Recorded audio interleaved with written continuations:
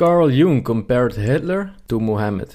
This might shock you. In this video I will address some very important questions, such as why did he do this? Why is this so important? And most importantly, why the comparison is actually correct. Stay tuned. Weil Sie die Treue für uns verkörpern, darum wollen auch wir treu sein. Adolf Hitler, der Führer der deutschen Jugend, hat das Wort.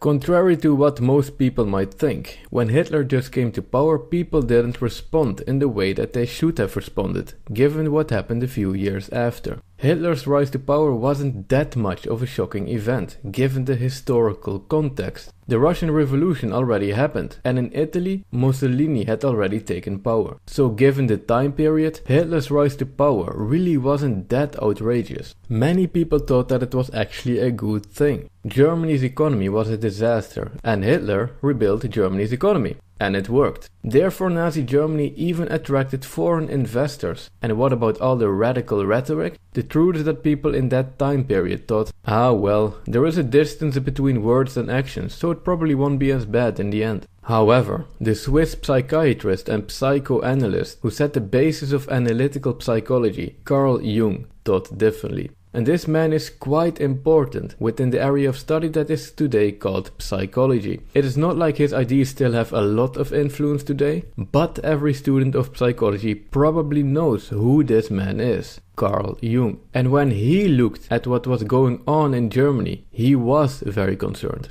But in order to explain what he saw, he didn't have an example of a situation with which he could compare what he saw in a way that everybody understood. Today, when a situation like this occurs, people just compare it to Nazi Germany, and everybody immediately understands the comparison that is made. That situation. But of course, Carl Jung couldn't use Nazi Germany as an example to compare Nazi Germany to, because the Second World War still was about to happen, and nobody knew that it was about to happen. So in order to explain what he saw in Nazi Germany, Carl Jung had to find the best example that he could in order to explain what he saw. And this example wasn't Italy, and it wasn't the Russian Revolution, and it wasn't Christianity at its worst moment. In order to explain what it was that he saw happening in Nazi Germany, the comparison that Carl Jung came up with was Islam. And this is extremely important today. He used Prophet Muhammad. Carl Jung wrote, quote, "We do not know whether Hitler is going to found a new Islam. He is already on the way. He is like Muhammad. The emotion in Germany is Islamic, warlike and Islamic. They're all drunk with a wild God." The best example in order to explain what he saw happening in Germany that he could find was Islam. And as you can expect, given the horrible state of today's education system, if it comes to areas of study related to history and civilization, most people don't know that Carl Jung wrote this. Not even university students who are studying psychology and who do know Carl Jung, and who might even have learned some of his basic theories, do not know that Carl Jung compared Hitler to Muhammad, because these universities are politically correct and far left, and they will never teach students anything that doesn't fit perfectly within the boundaries of politically correct thought. So this is extremely important. Carl Jung didn't use Mussolini's Italy as an example.